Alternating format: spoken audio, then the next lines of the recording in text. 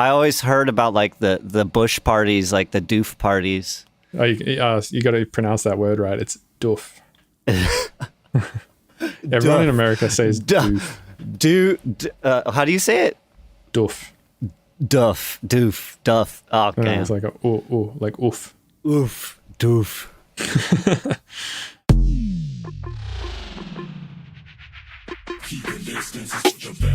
Welcome to the Mr. Bill podcast. I'm Bill's manager, Anand Harsh, editor-in-chief of theunst.com, and official intro specialist. Today's episode is what it's all about. Two nerdy nerds nerding out on nerdy shit. We've got two educators squaring off in this episode, featuring Chris AHEE Adams. His recent releases include the Spellbound album on Gravitas, his Deviant single on Play Me Records, and coming soon his collab with one of my favorite Canadian acts on one of the biggest UK labels in the bass world. Chris also makes these really fun and engaging tutorials that have made him a favorite amongst producers in our corner of the industry.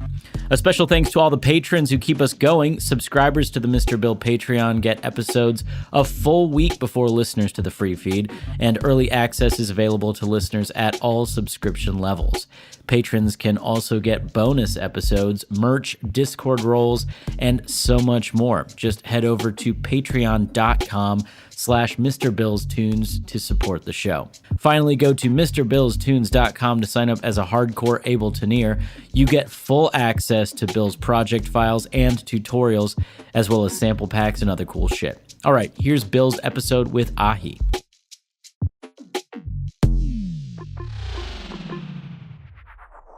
Hey, you're listening to the Mr. Bill Podcast. Hey, you're listening to the Mr. Bill Podcast. Hey, you are listening to the Mr. Bill Podcast. Hey, you're listening to the Mr. Bill Podcast. Hey, you're listening to the Mr. Bill Podcast. Hey, you're listening to the Mr. Bill Podcast. Hey, you're listening to the Mr. Bill Podcast. Hey, you're listening to the Mr. Bill Podcast. Hey, you're listening to the Mr. Bill Podcast. Hey, you're listening to the Mr. Hey, you're listening to the Mr. Bill Podcast.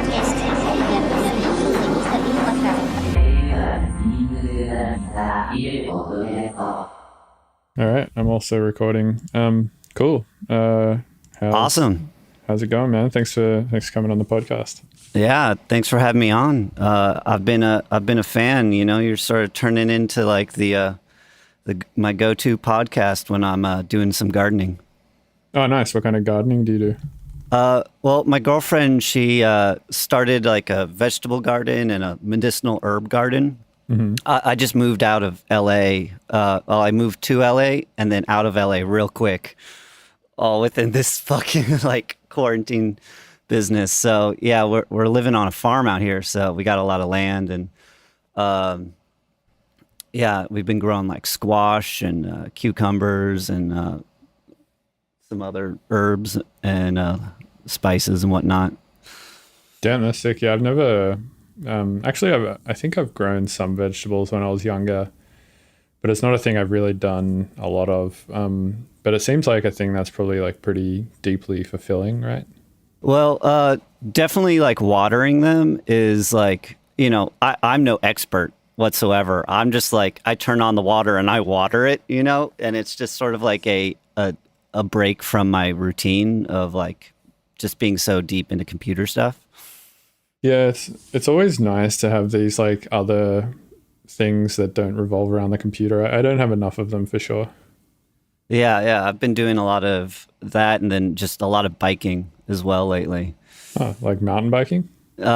Just like I don't know, here in Ojai, it's like it's got a little hills, but like not crazy hills like San Francisco. That's where you are, right? Mm-hmm. Yeah. Yeah, and yeah, so I can just sort of go on some bike trails around here, and you know, there's really pretty mountains and some gardens I can bike by. So yeah, I just do that, get away from the computer, get my cardio up, and yeah, it's sort of like a break away from my half robot self, you know. Mm-hmm. Right. Definitely. I don't know. Do you feel like as a producer, like I don't know, Elon Musk sort of talks about how our computers and phones are sort of like already the starts of our integration with artificial intelligence. Yeah, I've thought that for a while, but definitely the way that Elon talks about it is interesting, where he kind of just thinks we're already cyborgs, but with just a shitty bandwidth between us and the Yeah. technology. Totally. Yeah, I've definitely thought about that a lot, and I feel like practicing for inside the computer for so long, for like, I don't know, like 20 years or something like that. I think, I don't know. Yeah, I guess over 20 years now, since I was 11. I definitely feel like I'm part robot in a sense.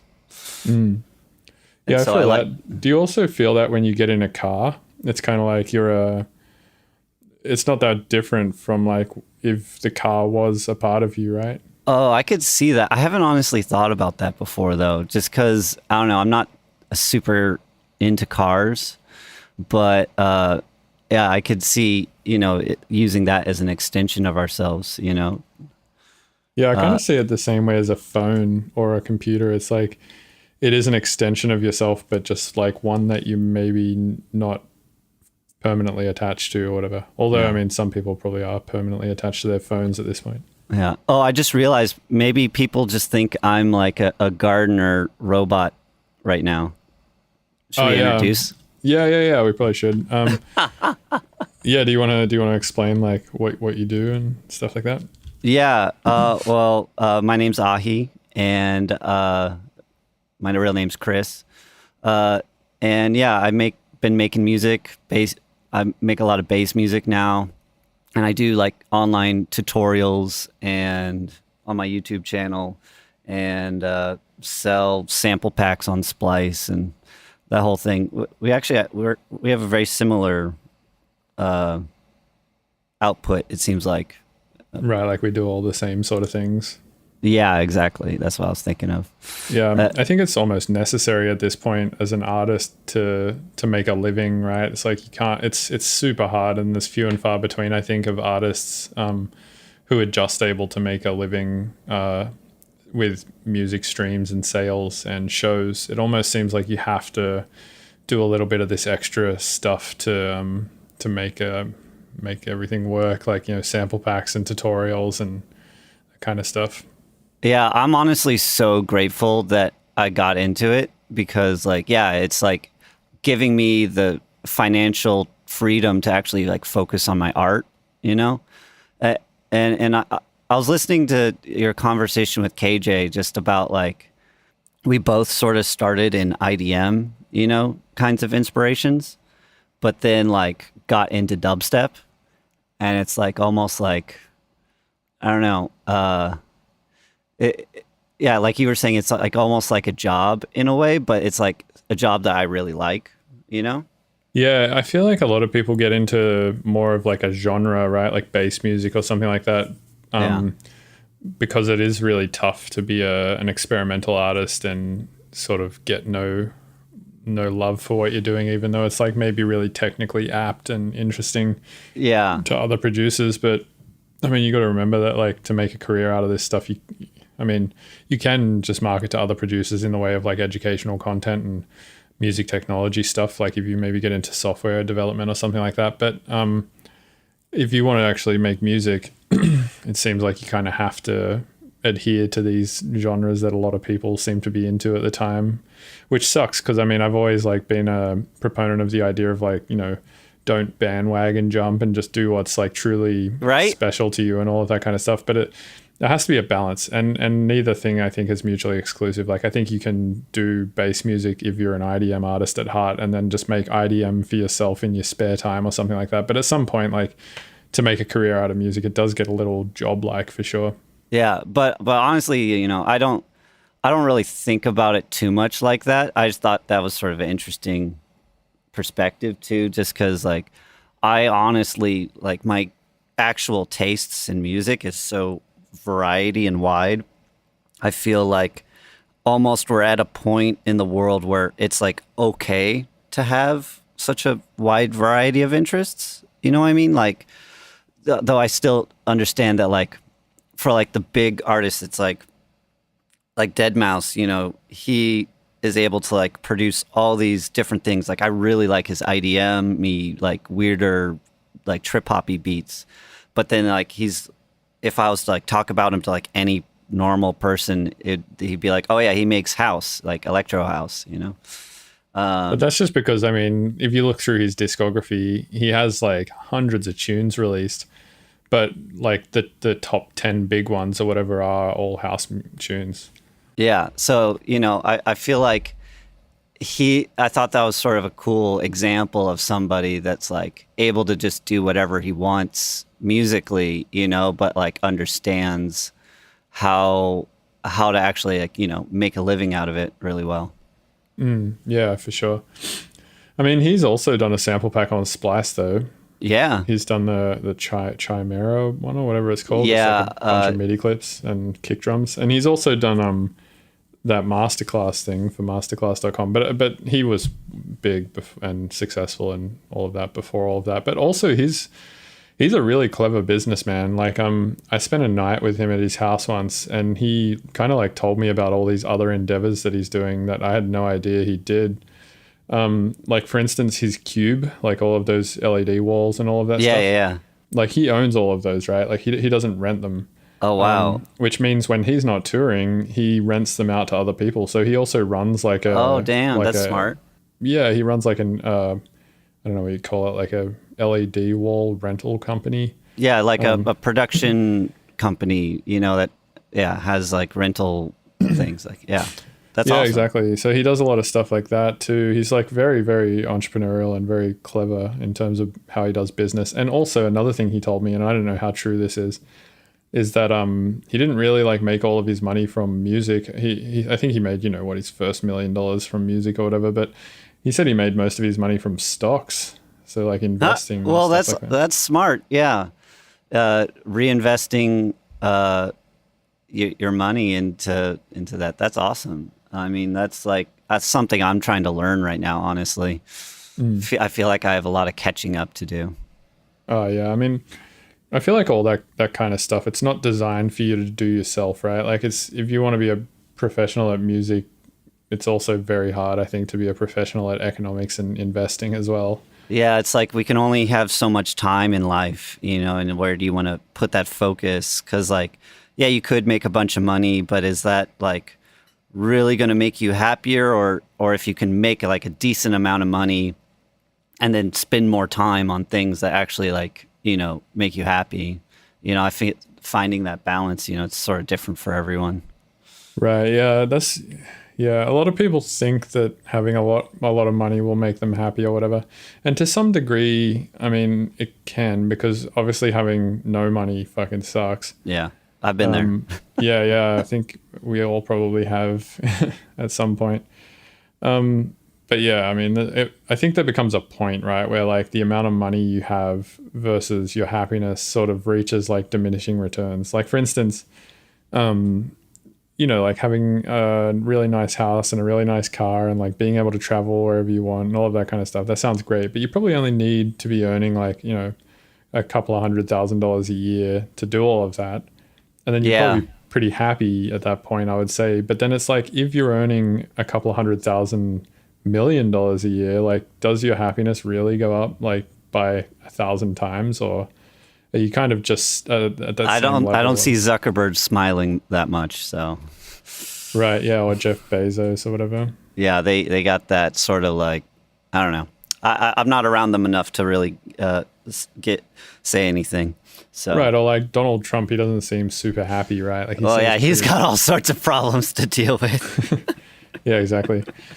Man, he's insane. His followers are insane too. I found this hilarious tweet the other day of somebody was tweeting like, if a company made a MAGA mask, well, I think the person was tweeting like, to Donald Trump fans, if somebody made a MAGA mask, would you wear it? One of the followers wrote back like, no way, I would never wear a mask for any reason. Yeah. And then Donald Trump posted a picture of himself wearing a mask, and the exact same follower tweeted on that photo saying like, oh, coolest mask ever, where can I get one? Yeah. The thing though, I'm sort of starting to realize about the internet is that it sort of shows you the most extreme versions of like what you're either afraid of or like what makes you angry, you know? Like just like from talking to people in real life versus like what I observe on the internet, it's like it's pretty different things. Right. And Those oh, go on. yeah, and I just like I always have to keep reminding myself like, yeah, those people are there, but like it's like a snapshot in time, you know, of like a person versus like the true dynamics of like how a human being is. Like if you were to converse with them, like they might be able to change their mind. I just don't feel like talking online like with text, you know, like because like voice thing is pretty cool, you know, because like we can understand tone and inflection and it also helps you like humanize the other person a little more. I think a big part of why people are mean on the internet is because it's very easy to dehumanize whoever's on the other end because it's just an avatar and some text or whatever, right? Like there's been a few things like this. One is there was this woman who's a performance artist who pretended to be a doll or whatever, or pretended to be like basically completely still and not move. And she had a bunch of tools on like a desk next to her and basically said like, you can do whatever you want to me. And there was a bunch of people in the room. It was like a performance art piece, and you know, actually I did hear about this. Yeah, and there was stuff on the table like you know, makeup and like flowers and, you know, nice stuff. And then didn't she end up getting like beaten or something like that? Yeah, pretty much. So some people at the start were just like, you know, putting makeup on her and like, you know, putting flowers in her hand and stuff like that. But then, yeah, towards the end, people were like ripping her shirt off so her tits were out and like cutting her and like putting a gun in her hand and putting it at her head. And it was apparently like a loaded gun and like this just disgusting shit because they just dehumanized her that much. And then like at the end, when she like became a human again and stopped doing the performance art piece and started like looking people in the eyes and stuff, everyone was apparently, there was like this apparently like huge energy of like shame in the room and stuff like that. Wow. And that's a really good art piece. Right. And there was another one that happened online too, where this guy had a mechanical paintball gun that was just like on a turret or whatever. And people in a chat room could choose if they wanted to point it at him and shoot him. Oh my God. And dude, people shot the fuck out of this guy for like, I want to say it was either like a whole day or a whole week. It was like a long time where this dude was just getting pummeled with fucking paintballs. And that's, yeah, I mean, both of those are like perfect examples of how dehumanizing somebody can just make them so easy to treat like a piece of shit, right? Yeah. Because, I mean, you know, like who in their right mind, I mean, surely people on the planet who would shoot you with a paintball gun in real life, but most people, like the majority of people, I would say, if you gave them a paintball gun and you were like, you have the choice to shoot me if you want, but you're going to see my painful reaction and you're going to have to deal with, you know, the repercussions of you knowing that you caused that painful action on your end. Like most people wouldn't do it, right? But yeah, when you dehumanize someone on the internet like that, I think it becomes a lot easier. Yeah. So yeah, I had to like, you know, because I've definitely like angrily responded to people on the internet before. I'm sure like that's like a pretty common occurrence now for most people. And I just realized like I can't convince anyone necessarily of something online, you know, like in person. Like I've had the same conversation online and then with the same person in person, and it just went over totally different. And it's like I have to keep on reminding myself that the like particularly like things like Facebook, like there are algorithms in place there that are like trying to influence us to go towards certain behavior, which the ultimate end goal is to get us to use Facebook more, you know, so that way they can get more ad money. But, you know, and so I just had to like step back and realize like, oh, like maybe these certain ideas are being placed in front of me, like to conjure a reaction in me. And like, are these even like my natural thoughts? And if I didn't go on Facebook today, is this what I would have thought about today? You know, or does that make sense? Yeah, totally. So definitely Facebook does do this. There's crazy algorithms in Facebook where they can like tell how long your cursor has been in like a certain part of the page and like how fast you're scrolling and stuff like that. And using some of this data, like, you know, how long your cursor has been on a certain part of the page can kind of like tell you or tell them whether or not A, you're at the computer, or B, you're actually reading something. And I think like how fast you're scrolling can tell them stuff like, you know, how much coffee you've had, or like how interesting you're finding content, or like just stuff like that. But yeah, the algorithms are like insanely dialed at this point from what I understand. And it's insane. I just feel like taking a break from it, because like I like to, you know, stay connected with my friends, but like, man, just the amount of the amount of like me realizing like, oh, could I be like not brainwashed, but like is something out there trying to influence me through this app? Oh, 100%. But that's just because like the way that we're using that kind of algorithmic technology at this point is for like, you know, the gain of companies and stuff like that. It's extractive, right? Like they're trying to extract something from us, whether it be our attention or our money or something like that.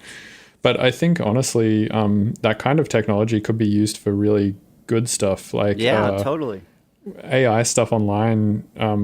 You know, it could tell when you're about to get sick or something like that, and then just like before you even get sick, have medication waiting at your door for you, or like send you a notification to not go into work because you'll get other people sick or something.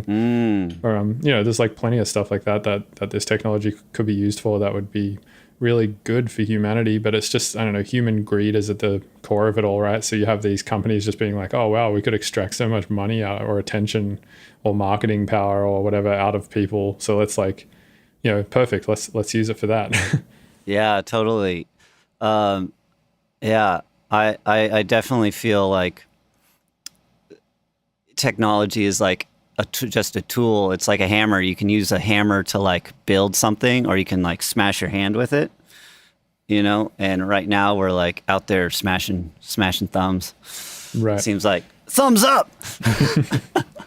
Yeah, the other thing about the internet is one thing I've noticed is that a lot of people on it saying shit are also just not the majority of people, right? Like Totally, I think the totally. majority of people don't post their opinions on the internet. Yeah, that's what I've sort of come to realize, that, you know, talking particularly with like older people, a little bit older than me, you know, they'll go on the internet to like look at stuff, but like they don't really comment or anything like that.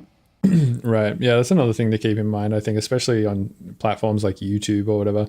Like, it's so easy to see on YouTube too. I have you know, videos with 100,000 views on them, and then there's like, you know, 100 comments, and it's like, all right, so that's, you know, a very small percentage of people who... Can we talk about that? Because like it's sort of like a thing that I had to sort of go through, because like, you know, my YouTube channel went from like, I had like 300 followers on my YouTube channel like last year, and now it's a little over 15,000. And so it grew pretty quickly in less than a year. And just because I just wasn't doing anything with it a year ago, and then I started posting tutorials, and I posted that Skrillex tutorial, like breaking down his mix template. Yeah. Which, you know, that was sort of like the one that like triggered a bunch of people to follow me. But yeah, just like dealing with other people's comments. Do you like, cause like I'd say like 99% of the comments I get are like really good, but if I like said something, like if I misspoke something, you know, I'll get a bunch of comments being like, it's actually this, how could you say that, you know? Right. I don't know, do you see that at all, or do you not read the comments, or? I do, but I just kind of, I don't know, I think I've like built a pretty thick skin to it at this point, because I've just been doing YouTube for so long. Yeah, you've been doing it for like a decade or something? Yeah, about 10 years, yeah. Yeah. And I think at some point, like when you see, for instance, if I saw a comment like that these days, like, oh, it's not like that, it's like this, like it wouldn't even register me as a hater at this point. To me, it would just register to me as like, oh yeah, that's a YouTube comment.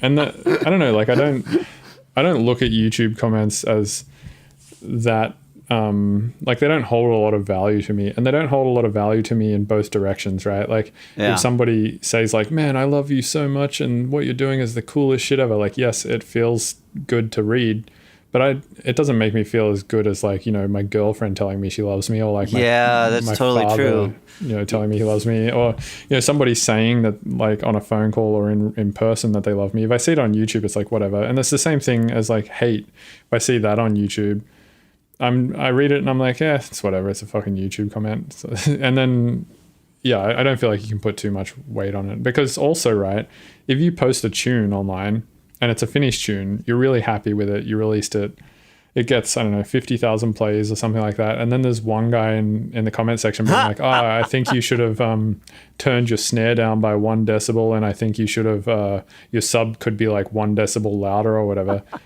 It's like, do you really care about that opinion? Not really. Yeah. No, I've definitely been building up the thickness of my skin through the process of uploading videos. Right. It's like exposure therapy or whatever. Yeah. Is that what's exposure therapy? I think like where you're scared of something, or when something bothers you, that like you get exposed to it a bunch to try and numb yourself to it or something. I don't know if it's a real thing, but like it makes sense to me, you know. The more I see just weird comments, the more I'm just like, okay, I just have to like, yeah, they said that, you know, whatever. I know my intentions over here. Mm-hmm. I just have to like be more, I don't know, grounded, or just like sure of like what I'm actually trying to say, versus, you know, if I misspeak something, you know, it's like, that's fine. Like this, it doesn't define me. And that's sort of what's weird, is that like YouTube videos, there's like so much content of us like on the internet, and it's like a video's like this like frozen non-dynamic version of ourselves, you know, like where if like it was like during a conversation, you could be like, oh yeah, I meant to say this or whatever, you know, as a thing. Yeah, I mean, there's a bit of that. I also think that you can sort of speak in ways, which I try to do these days, especially on, you know, the podcast is one thing I do that with, and YouTube is another thing that I do that with, where when talking, I try not to talk so much in absolute values unless it's clear that something is just like, you know, my subjective opinion or whatever. Yeah.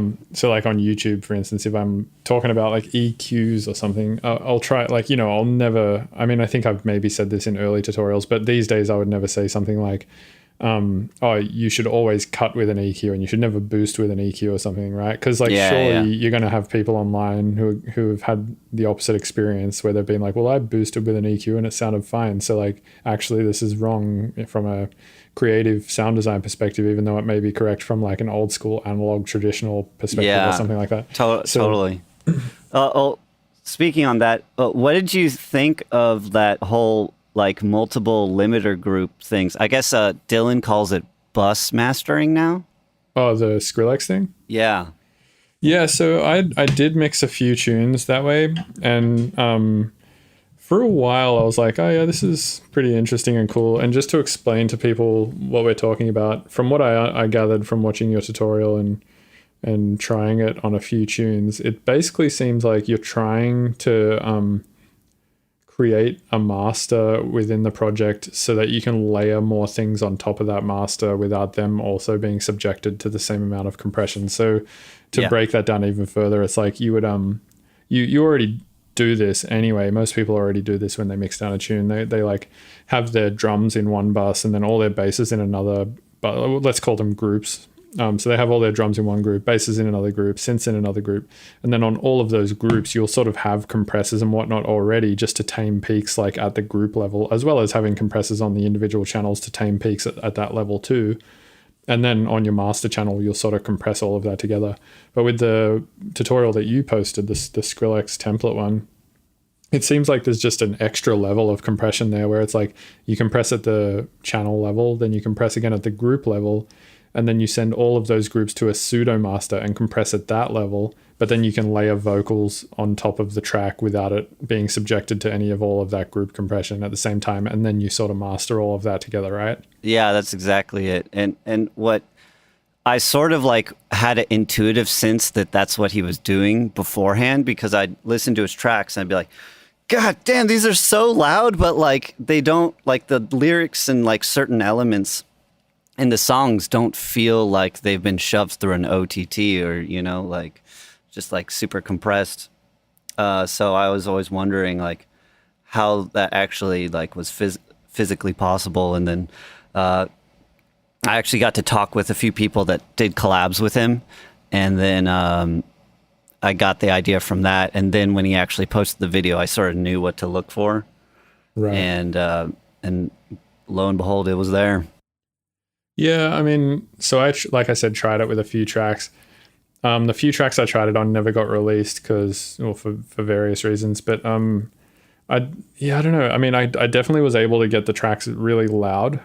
Yeah. Which was cool. But I don't know, man. I kind of thought it sounded like a little too compressed for my liking. There was like a lot. The reason it was louder is because, yes, there was like more levels at which to put compressors. Yeah. And therefore there was less peaks and stuff like that. But the resulting factor of having like no peaks and being able to increase the overall volume of the track kind of just had this like too sausaged of a thing for me. And I don't know, I maybe just went a little too overboard with it. But even like trying to dial it a lot, I don't know, I only tried it with like 2 or 3 tracks. I could probably dial in my process with it a bit more if I kept doing it. But I'm pretty happy with my mix downs in general, I think. Yeah, they sound great. So, and that's the thing with music, is that there's like not a correct way to do anything. Yeah, for me, I'm pretty happy with my really simple template, which is like, I sort of just have 2 groups. One is drums and one is called sidechain. And then the sidechain group just gets ducked to the drum group pretty much with MIDI sidechaining. And then I just maybe do a little bit of processing on the sidechain group, and usually not even any processing on the drum group, because I like to keep the transients really pure. And then I just slam it all through the master bus with a Pro L2. And I can usually get it to like -5 LUFS pretty easily while still retaining like a fair bit of, you know, transients and dynamics, I think. Yeah. Yeah. That's what's great about Pro. I'll tell you, it's so clean. Yeah, it's just I trip out about just how I used to think music sounded clean, you know, maybe like 10 years ago. And then now it's like, oh, it's a whole nother level. But also I feel like people are now starting to like, particularly in the rap world, are trying to like overly distort things and like make that sound that makes it sound like the bass is struggling to come out of the speakers. Right, like it sounds like the cone is like giving way or whatever. People do that in neuro a lot too with noise layering, right? Like they'll take white noise and layer it on the top of their basses, so you get this like kind of sound to the bass like and whatnot. The halftime sound. Yeah, exactly. And I kind of got over that like erosion sound or that vocoder noise sound, but yeah, it's the same idea, right? It's supposed to be like this sort of phantom speaker is about to break kind of thing. Yeah, like I think I first noticed it in XX Tentacion, but I think that wasn't necessarily like on purpose. You know, like I was always confused, like why his music blew up so much. Do you know who I'm talking about? No, but I was talking to Matt Lang about this on the podcast, where he was saying he was in a studio and somebody put on a track. I think it was maybe the same guy, XX Tentacion or whatever. And he was like, with a bunch of producers, and when they listened to it, they were like, none of us are going to have jobs anymore, because like what's the point of a mix engineer if you can get a song with 1 million plays or whatever on it, or more, like fuck's probably like 100 million plays or something, with this quality, then what's the point of needing a mix engineer? Yeah, I've definitely had that thought in my head too, but it's like I just want to clarify before we go further, I haven't actually heard the song, so this is not my opinion. Like yeah. I mean, there's like and that's sort of the thing, is that like there's like songwriting and then there's engineering, you know, and it's like they can be one in the same. I think Skrillex does like adds of really, like he's an artist at engineering as well as songwriting. At least how I perceive, his tracks. Yeah, but like, some other people can just write a really good song and it can be really shitty, like mixing quality, but I can still really enjoy it. Yeah, I mean, I have tracks like that I love that just sound like, when I listen to them now, knowing what I know about production and having such a particular refined ear for what I like in mix downs, I listen to tracks now that I really loved as when I was younger. And I think like, if this did have a slightly better mix down, I would probably like it more, but it's not going to be the end of the world for me to listening to it or not listening to it. Like I'll still listen to it and enjoy it. Like a good example is Refused. They have a song called New Noise that I fucking love. And it sounds like shit. If you listen to it, it's like, for its time, it was really good. But the mix down is just horrid at this point. And like, a lot of old metal, it just sounds so bad, but I love it. Like early Metallica or, early Tool records, stuff like that. It just sounds, the production on it sounds really dated. But I don't know, there's something about that that's charming, and, it wouldn't be recreatable today in the same way. The songwriting, in my opinion, is just so good. And I think probably there's some sort of nostalgia factor there too, where I'm, I love listening to it because it makes me feel a certain way because I got into that stuff when I was younger. Like that's another big thing, right? One of my ex-managers told me the only thing that he thinks that sells better than sex is nostalgia. Huh. That's funny. So I think that's got something to do with it too. But then wouldn't like synthwave be like way bigger then? I mean, it's pretty big, right? I guess so. I mean, yeah, it's like, or like lo-fi meme music or whatever. Yeah. There's a lot of nostalgic things I think that are kind of getting big. Like remember a while ago, like Wave Racer and all that shit was like the biggest stuff for a while, like Future Bass, and to me, what that rang true of was like, this is just all the early noughties kids getting their R&B Spice Girls fix in electronic music again, because it was like this sort of like R&B vocals and then these like future-y, well, they called it future chord progressions, but it was really just gospel chord progressions. And I mean, it sounded to me like a resurgence of, all that R&B stuff that was big back in the day, like, TLC and Beyonce and all that shit. So are we going to see like a resurgence in like 80s melodies? I don't know. I mean, I think we already are, kind of. With like Chromeo or something? Yeah, or like there's a bunch. I mean, I hear a bunch of stuff in, like Ganja White Night, I feel like has some big sort of emotional like Vangelis style breakdowns and stuff like that. Oh, yeah. I really like their breakdowns. Yeah, me too. Yeah, it's like very theatrical and like. Yeah, I also like that they have all the visuals that go along with everything. And that was the thing I also. So does Deadmau5, does he make most of his visuals nowadays? He does, man, which is insane. That's so cool. Yeah, he's like one of the hardest. How's he have the time for that? He just fucking doesn't sleep, man. Like the day that I went to his house, we went to bed at like 4 a.m. or something, and I woke up at like 9 a.m., which is pretty early. I mean, like I only slept for like 3 or 4 hours, I feel like, and he'd been awake for like many hours working. Oh my God. Yeah, and I mean, you can see it when he streams, man. Sometimes he'll stream, or when I haven't watched one of his streams for a while because he moved over to Mixer instead of Twitch.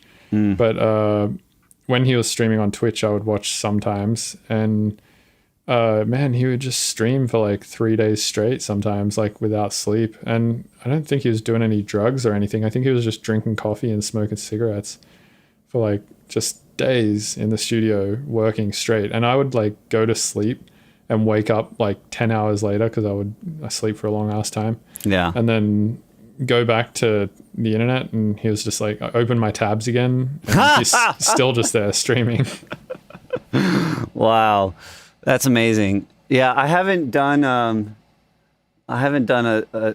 3-day working only on music thing. I did do in college. I did a 16-hour concert where I like played music for 16 hours straight. Like no breaks. Jesus, what were you playing? I had like a bunch of different instruments around there, and also some inventions. Like I went to this school called Cal Arts, which is like it's a very artistic school that has like a bunch of different like artistic disciplines like dance, music, theater, and it's like really heavily encouraged that they all collaborate. And so one of the instruments I had was a musical trampoline. And so I'd be jumping on this trampoline, and it had these like variable stretch sensors. So depending upon how far they stretched, it would allow a different like voltage or current to go through it. And then you could measure that difference and turn it into CC data that I then converted into MIDI data. And then you can apply things, inside Ableton and control Ableton with a trampoline. Damn. And you built this trampoline? Yeah, it was my senior thesis at Cal Arts with me and a friend of mine. I was actually going to make a musical trampoline company after school, and I'm so glad I didn't. Yeah, I wonder how that would have gone. Do you think They would have all the sensors, they broke so easily. Right. Like, yeah, you would have had to do like more engineering work and stuff. Yeah, it's just it's so easy to break those sensors, especially, you get a different weighted person on the same trampoline, it's going to stretch differently. And yeah, it would have been a nightmare if I pursued that path. So I'm sort of glad that I didn't, but it was very cool. We got to hook up so a bunch of people built like various robotic elements for their senior thesis in this program called music technology there. And so we had like a orchestra of robots, like ones that had like solenoids that would like hit drums, other ones that would like spin and play a guitar, or launch like a mallet and play a xylophone. And so for our final concert, we like hooked all the robots up together. So I hooked up our musical trampoline to the mainframe of this robot orchestra so I could control all the robots from the trampoline. Damn. Yeah, so I actually had a similar experience to that. I went to SAE in Sydney, and my master thesis, or not master, it was like a bachelor's degree, but my end of year project, like at the end of my degree, was also a solenoid driven cool thing that played a xylophone. Oh, that's awesome. Yeah, it's called Mechacado, because it was me and my buddy Ryan from Electricado who built it. We went to college together and stuff. And yeah, so if anyone wants to Google it, Mechacado, just like avocado, but with mecha at the start of it is the Googleable term that will find it. Did you all have the solenoids like, was the xylophone like vertical or horizontal? It was horizontal. Okay. And it was actually a mixture of solenoids and servos. Okay, yeah. And did you have to like learn some programming to like get the, did you control it with like MIDI notes inside Ableton? Yeah, so I tried both. One thing I tried was with the solenoids was using a Max device that I built, and that worked. It was okay. But then I tried another thing with the servos, using just some interface that some dude made. That basically just took a MIDI input and converted it to voltage. So yeah, I was able to, using that, just send MIDI out alive into this interface. Oh yeah, that's easy. That sounds really, that's awesome. Yeah, it saved me a lot of headache trying to like develop an interface like that myself. I still would have no idea how to do that. Yeah, we had to run some like, I can't even remember at this point. I tried to block it out of my memory.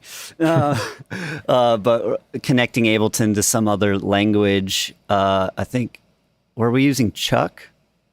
I don't know. That's like a really, really rudimentary programming language. I don't think Chuck was able to even do that, so I don't know if we did use that. Yeah, but actually you mentioned Max MSP, so that was actually my job before I actually started to be able to like fund my life off of music.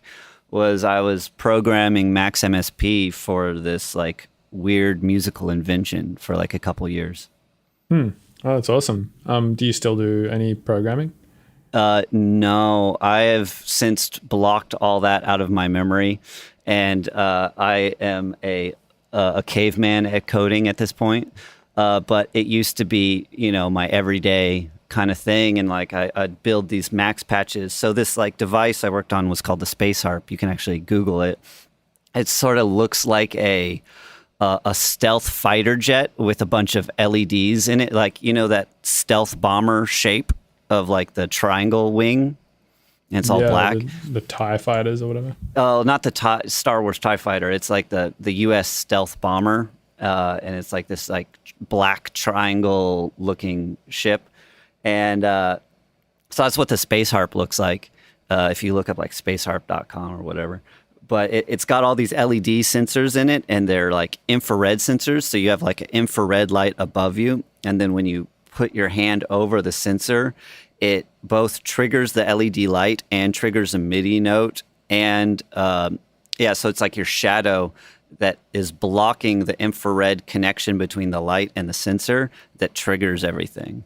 Right. It's like a photosensitive resistor or whatever. Yeah. And then from there, like, that would like connect to Ableton and a visualizer at the same time. So that way it was like what's the term for when you, synesthesia. So it was like a synesthesic instrument that like basically whenever, it would control both lights and sounds from like your triggering over it. And like you could play scales, and honestly it was, it had a lot of issues. Particularly how we quantize things. Like we had to invent our own quantization thing inside of Max MSP, and that was honestly what I spent most of my time doing. Was because like we didn't want to hard quantize things to make everything sound like 16th notes, and so we had to come up with a system that like shifted every note to its like closest thing, but like in real time. And like the Max MSP patch, I remember would like, if I'd printed it out, it would have filled up like a 10-foot by 10-foot space. It was really crazy. Damn. Yeah, that's a lot. Did it have a lot of latency? That was the whole thing, is that we had to do it all super low latency, and that's so yeah, it had extremely low latency, and you had to get certain things to make that happen too. But it was all like, what did we use? We used we used a lot of Max MSP, Ableton, and then various like visualization programs, and then also some other programs to like have everything talk together in like that super fast way. It's been a while. I stopped working there in like 2016, and that's sort of when like I started to like, my career started to actually be able to pay for itself.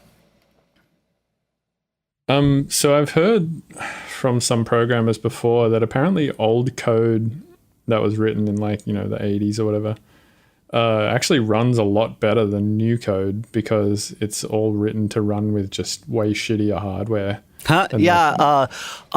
I've actually made a couple sample packs based on old like Game Boy and old like the oldest like electronic computer sounds.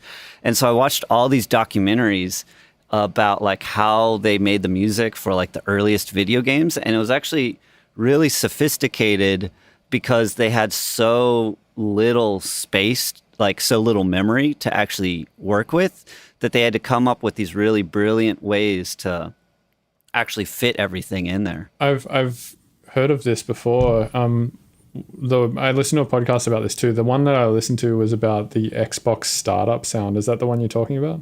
I do know what you're talking about. I'm more referring to like the very first Mario, or like those really old games like before they had samplers, like that was like an innovation. Like, oh, we can store 128 kilobyte samples. Yeah, I mean, it's crazy. The one that I listened to about the Xbox startup sound, they had to make the sound using like 64 kilobytes of space or whatever, because you couldn't put the sound on the hard drive that was booting, right? Because it was a spinny hard drive, and that obviously had to start before anything could play off it. Is that the technical term, spinny? Yeah, you know, the hard drives with the spinny thing in them. Non-solid Engineers talking over here. Right. You know what I'm talking about. I know exactly what you're talking about. So they had to build the sound into the whatever, like the onboard chip that was, I guess, the equivalent of a solid state at the time, but it was so small that and some of that space had already been taken up by other shit like the Xbox logo and stuff. So Yeah. They had like such a small amount of space to work with. So it's kind of like you got to store like maybe one really low quality 96 kb like MP3 sample on there, and then the rest had to be done with like onboard synthesizers and stuff like that. Yeah. So I remember the thing that sort of retained in my memory from this experience was some of the earlier consoles. They only had like 3 oscillators, like 3 slots that they could use for an oscillator at any given time, but they were able to sort of create all this different music from it by basically switching out the oscillators at different times. So like the oscillator 1 would be like a square wave playing a melody. Oscillator 2 would be a square wave playing like the bass, and oscillator 3 would be like playing a sampler and playing some other like sawtooth wave or something like that, but it'd be switching between the sampler and the sawtooth wave for like a beat or something like that. So it'd be like Hocket kind of. Yeah, it'd be like hopping between these 2 different options because they couldn't add a fourth, like they couldn't play 4 notes at a time. So they had to like trick the third one into like switching between 2 different like modes of itself. Damn. Yeah, I love stuff like that, man. It's really, I mean, really this is like creative limitation, right? And it always forces you to think really innovatively to have these limitations. And I've done a bit of that through quarantine, actually, like sitting down and being like, all right, I'm going to make a song but using nothing but, you know, these set of samples or whatever. I'm going to make a song but using nothing but 1 MIDI note for the entire song or something like that. That crazy thing inside of Phase Plant that Rob Swire did. Oh yeah, he's done a bunch of those. Yeah, those are fun to do for sure. But I mean, anything that's got some sort of creative limitation to it is always like, I don't know, it's really good to get your brain thinking in different ways. It's kind of like Brian Eno's thing. What's it called? Oblique Strategies or whatever. That was designed more, I think, for bands because it's shit like, all right, now the singer plays the drums and the drummer plays the guitar and the guitarist is now the singer and like. Oh, it's that same idea, sort of. Kind of. It's like putting weird limitations on yourself and also putting like weird conditions on yourself that you have to meet and stuff like that. And I always feel like it makes me think in like a really different way about how I'm working on whatever it is I'm working on, and I usually end up getting some pretty interesting music out of it, but I also end up usually just getting songs actually finished, and then I also end up usually learning some stuff, you know, because like if I force myself to do things one way, I have to, you know, think of other ways to achieve the same result. Totally. And, you know, there's been studies, I think, there was one that I read about where this study forced people to find a different way to work for a month. And then they found that at the end of the month, when they said, all right, you can go back to getting to work your old way, most of the people just stuck with the new way that they found because they found that it was a better way of getting to work. You know, like say they used to drive to work or they used to walk to work or something like that. And then this study was like, all right, you can't do that anymore. So you need to find a new way to work. So they might have taken like a bus or a train or gotten a lift with a friend or something like that. Oh, yeah. So and then they sort of stuck with that method of getting to work after the study had finished because they found it was like a more efficient or better way to do it. And I feel the same way a little bit with these creative limitations in music. It's like you find a new way to do something. Quite often you find a better way to do it. Yeah, that was like my creative limitations was sort of how I started in music was I was only using found sounds, like field recordings that I had made. And for years, like I have like 48 plus albums of material that's like only made using found sounds. Damn, it's a lot. Yeah, I think I'm at 70 albums right now, like of Jeez. an hour each, hour of content each or so. And is it all stuff that you're like proud of? No. Okay. Yeah, no, I've sort of shifted myself from like earlier in my life, I would just like be pouring out content. I wouldn't even post it online. I was just like making stuff. And then, it wasn't really until I started getting into bass music that I really started to post it online in any significant form and promote it. Just because, like, I don't know, I think something switched on in my brain of like, oh, I'm not making a living doing any of this. Like, I need to make a living. And so I just sort of realized I had to actually promote my music. I don't know, I was a little bit of a space cadet in my earlier years. Yeah, I think we all were. What do you think you'd be making if there was like no need for a career? Or what do you think you'd be doing if there was no need for a career? It's a really hard question because like I love what I'm doing now. I like honestly really love working on bass music, but like, you know, because like I really like listening to some of it, and you know, I just wasn't exposed to it when I was earlier. Like basically my earlier influence was like metal music, and I was like, oh, I love the fast drums in this, and then I heard Aphex Twin and I was like, these drums are even sicker than metal music.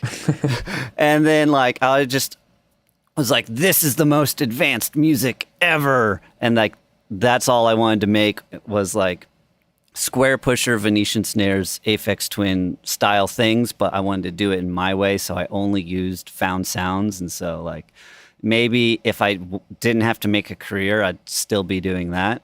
Mm-hmm. Yeah.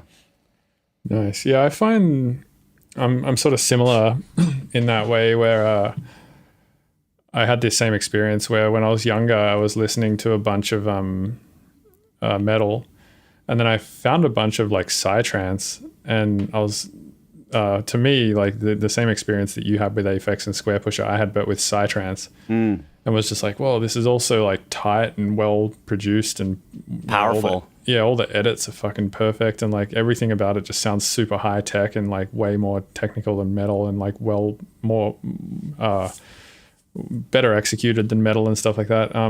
But then after the psytrance thing, I got into all the same stuff you were talking about, like Aphex and Square Pusher and all of that. That's interesting. You went from psytrance to IDM. Well, I liked it for the same reasons, right? Like I don't like psytrance I liked it a little bit for the trancey element and stuff like that, but I more so liked it for the technical aspects of it and like how perfect it all sounded and how tight it all was. Mm-hmm. Yeah, it seems like with psytrance, very alien. Yeah, and it seems like with that genre, people just like to, you know, put a huge focus on just making everything about it like very spot on and perfect. You know, there's no like weird tails of drums hanging around, and like the mix downs are always super dialed and stuff like that, which is I think why I could never get into sort of the production style in hip hop and stuff back in the day, because I was just like, I don't know, like same reason I couldn't get into like grunge and punk rock and all of that stuff. It just all sounded to me a little bit like ratty, which is weird because some people, well, not weird, but it's just a very different experience to some other friends of mine, right? Like, you know, a lot of friends of mine who are into punk music and thrash and grunge and all that stuff, it's like they kind of like the exact, or they at least at that the formative years of their music taste expeditions and whatnot, they kind of liked the polar opposite stuff, or they liked some of the same stuff but for very different reasons, right? Like people usually like punk because it's like a fuck you to all the things that other styles of music are doing, or stuff like that. But that's kind of how I got into it all. That's so interesting. Yeah, psytrance. My first ever electronic concert I went to was a psytrance festival, a Go a Gill psytrance party. Did he play for like 3 days? He played for 2 days straight. Yeah, like not sleeping whatsoever. He had a treasure chest of LSD hidden behind the stage, I didn't take any, but like everyone there did. And yeah, honestly, it was sort of annoying at some point because like I'd never felt bass before in my life. I had literally never felt bass before. And so like my first exposure to it was like, oh my God, it's so loud I can feel it. And like I had never experienced that before. Now I love it, which is so weird. Just like how exposure to something, it's like it so depends upon like, because like I was like trying to sleep and like, half a mile away from or a mile away from the stage, and I like it was so loud in my car I couldn't sleep. I'd never experienced that before. So I think that's where my annoyance came from. But like everyone there was so nice and very interesting, and like I loved the culture of it. Right.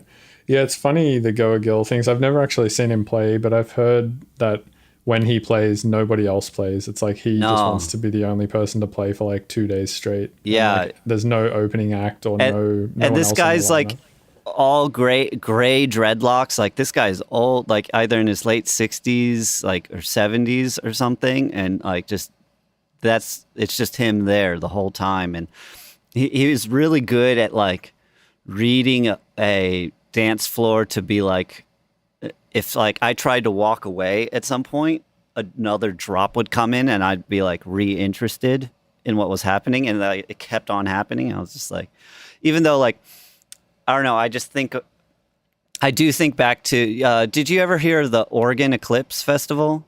Yeah, I played there. Oh, you played there? Cool. Yeah. So, there was that the Psytrance stage is like sort of infamous there because like so many people, like they parked the Psytrance stage next to the general camping. Mm-hmm. And so like so many people's memories, like, and just they'd never heard of Psytrance before, are now camped next to the Psytrance stage for a week straight. Like, yeah, man. It's a good thing. I mean, I think anyone into electronic music should understand the Psytrance side of it. Because, I mean, maybe that's just like egotistical of me to say, but I really think that it's a very like interesting portion of the electronic music community. Like you've got the obvious stuff, right? Like EDM and like trap and the hip hop community. And I'm not even sure. Yeah, I suppose you would consider hip hop to be a part of the electronic music community, right? Or maybe the opposite way. Maybe electronic is a part of the hip hop community or whatever. There's interplay between the two because there's electronic elements, but I feel like, hip hop is, it's definitely its own thing, like if you go to Spotify. Yeah. Well, regardless, like, you've got like the drum and bass scene, you got the, all these other scenes, the house music scene, you got this sort of like live looping instrumentation scene. But I don't know, for me, like the Psytrance scene, it's just, I don't know, again, maybe I like it because it's nostalgic, but I just find it's like a weird sort of offshoot of everything. And it is so weird that how incredibly popular it is around the world. It's massive in Israel. It's also massive in Australia. Yeah. I always heard about like the bush parties, like the doof parties. Oh, you got to pronounce that word right. It's doof. Everyone in America says doof. How do you say it? Doof. Duff. Doof. Duff. Oh, damn. It's like like oof. Oof. Doof. I'm just saying it wrong over and over again. You're like, you'll get it. Yeah, they call it that because obviously the music goes doof, doof, doof, doof. Yeah, exactly. And yeah, man, the Australian doof parties they're pretty crazy, man. They have a weird energy to them. At least the ones I was going to back in my day. I think it's gotten a lot more popular since then, but so I kind of got into those, and then after that I started getting into drum and bass warehouse parties, and it was essentially just like these UK crews who would take over warehouses in Sydney and just bring these huge sound systems in, and then thousands of people would just come in for a night and just squat in these warehouses, and almost all the time they get shut down by like a raid, a police raid. So I had these private lessons I was doing this last week, and one of the folks I was teaching, he's from New Zealand, and he was saying, in New Zealand right now, like with coronavirus, it's like pretty much gone there, and that they're going to have festivals again soon. And I'm just like, is it worth it to like, he's like, you could travel here and quarantine yourself for 2 weeks and play a festival. Have you thought about that? Because I hear Australia's pretty good too. Yeah, so I think Australia still has cases. I think New Zealand doesn't have any cases because of this quarantine policy they have. If anybody comes into the country, they have to quarantine for 2 weeks before going into the country, which is great. I mean, they've completely contained it. I believe they're down to no cases, and they maybe were the first country to be that way. Well, maybe apart from small islands that never had cases or something. But yeah, I mean, technically you could. I don't know if it would be worth going to New Zealand just to play one festival, because I guess you could play a few festivals, but really like the festivals in New Zealand in general are like probably not as well paying and probably a lot smaller than the ones you'd play in America. So yeah, well, yeah, totally. It's just from a financial perspective, it probably doesn't make sense. Yeah, I'm just thinking as like a fun thing to do perspective, but 2 weeks is a long time to spend not doing anything.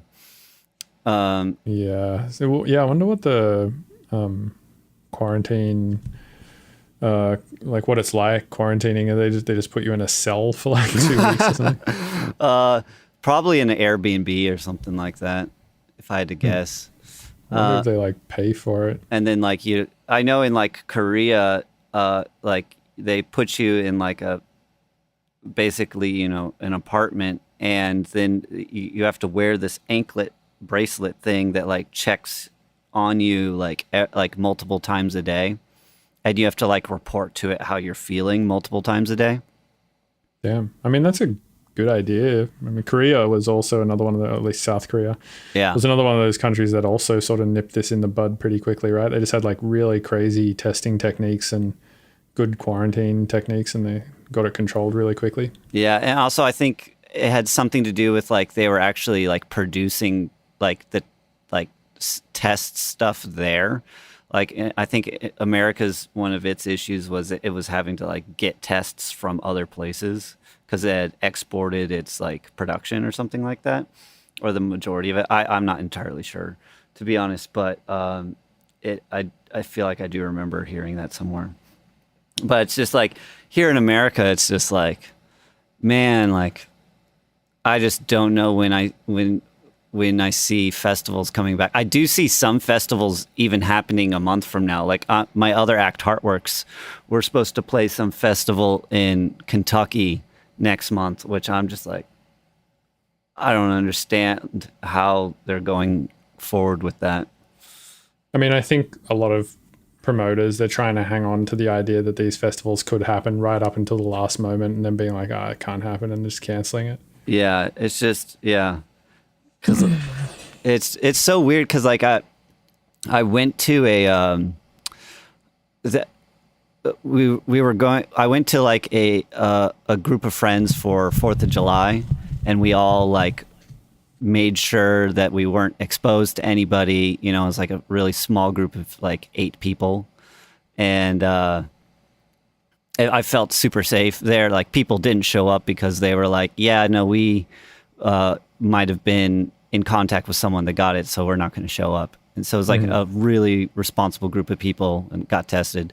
And so I felt okay there. Then we were going to go to this other event near where I live, and I show up, and I thought it was going to be like another super small group of people, but it was like 100 people. No one was social distancing. No one was wearing masks, and I just left right away. I was like, this is crazy. But what was even crazier is that the amount of anxiety that was caused within me to seeing a party, which I love. You know, it's like our careers and like what I don't know, I really enjoy groups of people, and just to have the thing that I love cause so much anxiety it was a trip, you know? Yeah, I think that's a reasonable response to have at this point. It blows my mind that some people are actually doing shows at the moment. I had Dirt Monkey on the podcast the other day. He's doing a bunch of shows at the moment, and we talked about it a bit, and he has some pretty different views on it to me for sure. But Yeah, I think I'm definitely on. I mean, I've made my opinions on this podcast about where I stand on it pretty clear, but just to reiterate them, I pretty much think that we shouldn't go back to doing shows until there's a vaccine or something like that, or the contact tracing thing, because then it goes into because I understand people or the idea of like not wanting the government to be able to track us everywhere, but it sort of already does through our phones. But I understand that there is a philosophical debate around that topic, and it's a very sensitive one. But also, it's like I want to get back to actually like living life again, and that is a possible, maybe a more safe way to do that. I know that some other countries are doing that. But yeah, I don't know how it would possibly even work in a country that is so, divided, like just mindset wise. Yeah, I mean, I think it's a pretty messy situation that hopefully gets sorted out eventually. But to be honest, I haven't really been minding the quarantine too much. I mean, there's been points, especially at the start of it, where I was kind of like very resistant to it and like wasn't stoked at all. But I feel like the longer I stay in quarantine, the more I'm like, this is fine. Yeah, I feel like I'd be totally fine in quarantine, just because I'm like I have hermitish, qualities about myself. Just staying by myself and working on music for very extended, long periods of time. That's probably similar to you. Yeah, definitely. For sure. I think the stuff that I was having an issue with at the start was more so not being able to see my girlfriend frequently, and because we live apart. And also, I think just like a lot of restaurants being closed. I'm a big fan of going to restaurants, obviously. And there was just a lot of fear mongering going on in the media, so I was a lot more scared than I feel like I needed to be. Yeah. It's weird gauging like what the appropriate response is when the information is so varied. Well, the information is changing every day, and that's still the case. But I think it's like gotten to a point now where at least I feel like I realize, and I think most people realize at this point, that you can pretty much avoid this if you're just like somewhat vigilant about it, right? Yeah. And I just hope that everyone remains as vigilant as they possibly can. Yeah. Watching the actual I don't know if they were simulations, but basically, like they would create these like scenarios of like someone sneezing in a closed room and like model like how the droplets moved. Watching those simulations was actually really helpful for me to actually get a grasp on what was physically happening and how it could actually physically pass from one person to another. And to me, visualizing those I was able to like actually gauge how like dangerous or not dangerous how it was, like particularly if I'm like biking outside by myself, like I'm not seeing anybody, or if you bike by somebody and the air doesn't have enough time to actually like reach you. But if like you're in a closed room, like, or on an airplane or something like that, like I saw some simulation of like someone like coughing without a mask in an airplane, and someone happens to walk by them as they're coughing, and like the air actually follows the person that's walking, and then once they stop, it will then spread to the seats of like where they stop. And so just like physically visualizing like the fluid dynamics of how things float through the air was actually a really it just gave me like a sense of like what's actually happening, physics wise behind this. Yeah, fucking weird stuff. Hey man, I think I'm gonna go get some food and stuff like that. Okay. But, it was awesome having you on the podcast, man. I really enjoyed this chat. Yeah, me too, man. Can I plug something real quick? Of course, yeah. Yeah. So I have a album that's going to come out on Circus Records, and we have a single with Defunk that's going to come out on August 25th on Circus. I think it's going to be called. Watch me blank on this song. Jesus. I Feel It. Cool. With Defunk. Defunk's so good. I love his stuff. Sweet. So you just got a bunch of new music coming out. Where can people follow you to get updated on new music that's coming out? So you can follow me on Instagram at I am AHEE, and then my YouTube channel where I have all my YouTube tutorials, official AHEE there, and then also I have like Ableton racks and things on there, and sample packs on Splice. People can check out if you look up if you just type in AHEE into the Splice thing. I have like 2,000 plus results or something crazy like that. I just learned. Lots of new music on the way. I'm super stoked on it. And thanks for having me on, man. I really enjoyed this chat. Yeah, man, of course. All right, have a good one. All right, peace, man.